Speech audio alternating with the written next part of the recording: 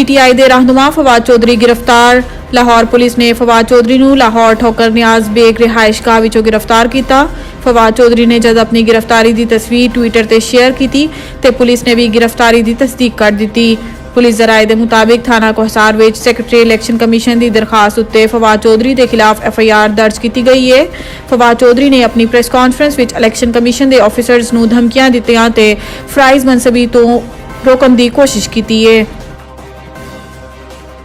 गुज़िश्ता रोज़ होने वाली काबीना मीटिंग में कौमी कफायत शारी कमेटी बनाई गई सी। बावसूख जराए के मुताबिक कौमी कफायत शारी कमेटी ने तजावीज़ मुरतब कर लिया ने। तजावीज़ के मुताबिक सरकारी मुलाजमीन की तनख्वाह 10% कम करने दे नाल विफाकी वज़रान ते मशीरां की तादाद 78 तो कम करके 30 करने की तजवीज़ सामने आई। कफायत शारी कमेटी की तजावीज़ हतमी मंजूरी वास्ते वज़ीर आज़म नूं भिजवा दी गई। इस तो इलावा IMF की तमाम तजावीज़ जिस विच गैस महंगी करने की मंजूरी, पेट्रोलियम मसनूआत ते लीवी वधान दे नाल बिजली की कीमत वधान ते रुपए की आर्टिफिशियल तरीके नाल रुपए की कदर कम ना करने की मंजूरी है। वज़ीर आज़म पाकिस्तान शहबाज शरीफ का कहना सी कि असी IMF नूं वाज़े पैगाम दे दिता है कि पाकिस्तान IMF की सारी शराइत मनन नूं तैयार है। पाकिस्तान IMF का नवा जायजा प्रोग्राम मुकम्मल करना चाहता है। शहबाज शरीफ का कहना सी कि IMF मुकम्मल पाकिस्तान दे नाल है। IMF ते पाकिस्तान गवर्नमेंट मिल के पाकिस्तान नूं मौजूदा मुआशी बहरान तो कढ़ेगी। शहबाज शरीफ का कहना सी कि पाकिस्तान नूं बहरान विचों निकालन की जो जिम्मेदारी मेरे कंधियां उत्ते आई है, मैं हर सूरत पूरी करांगा। हुण पाकिस्तान विच कर्जियां उत्ते कोई अयाशी नहीं करेगा।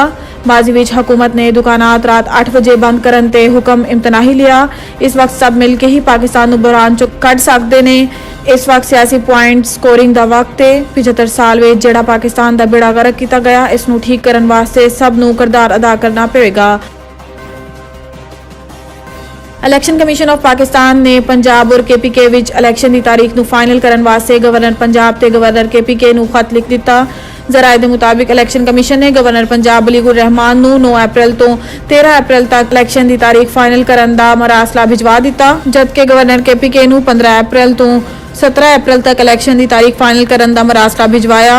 Umar Hamid secretary election commission का मरासले विच कहना सी कि गवर्नर असैम्बली तहलील होने नूं 90 दिन के अंदर इलैक्शन कराने का पाबंद है। इलैक्शन कमीशन नूं इलैक्शन कराने वास्ते 54 दिन दरकार ने। इस वास्ते दोनों गवर्नर जल्द अज जल्द इलैक्शन हतमी तारीख का फैसला करन।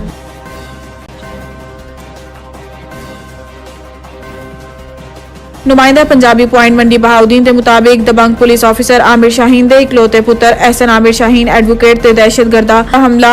इतलात के मुताबिक एहसन आमिर अपने घर तो जाती गाड़ी ते निकल रहा सी कि दहशतगर्दा ने फायरिंग कर दी। एहसन आमिर नूं शदीद जख्मी हालत में डिस्ट्रिक्ट अस्पताल ले जाया गया। अस्पताल एमरजेंसी में इब्तदाई ट्रीटमेंट तो बाद गुजरात अजीज भट्टी अस्पताल रैफर कर दिता गया। पूरा जिला ते वुकला बरादरी ने सोशल मीडिया ते एहसन दी तंदुरुस्ती वास्ते दुआवां ते नेक तमन्नावां दा इजहार किया। तफसीलात के मुताबिक पुलिस ऑफिसर आमिर शाहीन बहुत चंगी शोहरत दा हामिल होने दे नाल दबंग पुलिस ऑफिसर है। आमिर शाहीन ने कई दहशतगर्दा टारगेट किलिंग करने वाले जुराइम पेशा अफराद नूं इबरत दा निशाना बनाया है। आमिर शाहीन नूं दहशतगर्द ते जुराइम पेशा अफराद काफी अरसे तो इकलौते बेटे नूं मारन दी धमकी दे रहे सन। ने मुझे इतला दी थी कि इसका बेटा जो 13-14 साल है यसन ये कार से गया है तो गायब हो गया। उसके बाद किसी बंदे ने फोन से कॉल करके इसको 5 लाख रुपया तलान मांगा है। ये शरीफ आदमी है, कारोबारी आदमी है, इसने डरते हुए पुलिस को इतला देने की बजाय फौरी तौर पर बंदोबस्त किया है और जाकर पैसे दे दिए हैं बंदे को। देखे तो बच्चे छुपा है फौरी तौर पर इसने मुझे पुलिस को उसके पास बच्चे उसके पास आ गया, उसने मुझे इतला दी है। मैंने टीम तश्कील दी है, वो बंदा ट्रेस हो गए थे। उनके पास सबका मुलाजम था, तकरीबन 1 साल पहले कुछ अर्सा के पास मुलाजमत करता है। बच्चे ने उसको पहचान लिया लेकिन डर की वजह से खामोश रहा। बताया वो मुल्तान से आगे जाके इस कच्चे का इलाका होता है और काफ़ी जंगल है, वहाँ से जाकर हमने उसको गिरफ्तार किया है। पैसे भी बरामद हो चुके हैं, असला भी बरामद हो चुका है।